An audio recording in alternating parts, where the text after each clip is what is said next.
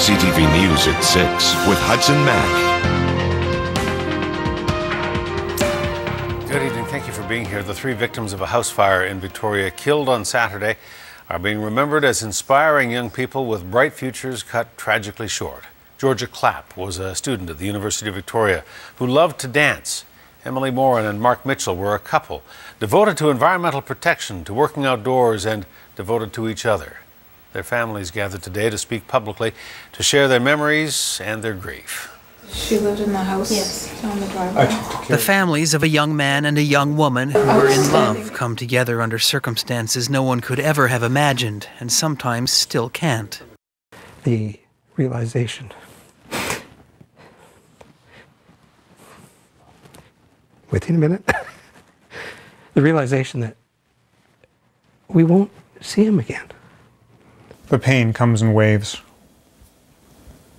And sometimes you're fine, and sometimes you fall apart. 20-year-old Emily Morin and 26-year-old Morin Mitchell lived together at 1320 Johnson Street and died after a terrible fire early Saturday morning. They'd been dating for 3.5 years. Peas in the pod is what I call them. They're 2 peas in the pod. Other people have just spontaneously said the same thing, and it's kind of a nice...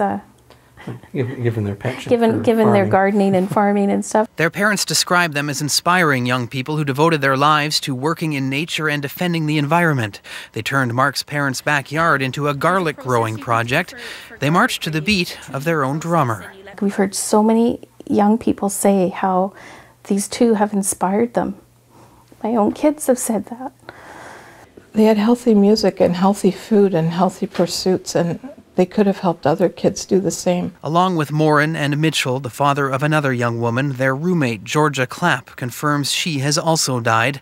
Steve Klap made a heartbreaking trip to Johnson Street yesterday to see the fire scene for himself. If any parents have their kids living in houses, make sure you have smoke detectors, especially old houses. It's not fun to lose a child. Georgia was a UVIC student. Her dad is very proud of his daughter. She brought life, she brought love of life, she brought love of her world. She wanted to see her world a better place, and that's what she dedicated her life to. A memorial service is being planned for Emily and Mark on Sunday. Their families hope the public will attend and be inspired by the 2 people who meant so much to their families and friends. There's just this sense of gratitude for having known them. I feel very privileged to have known them.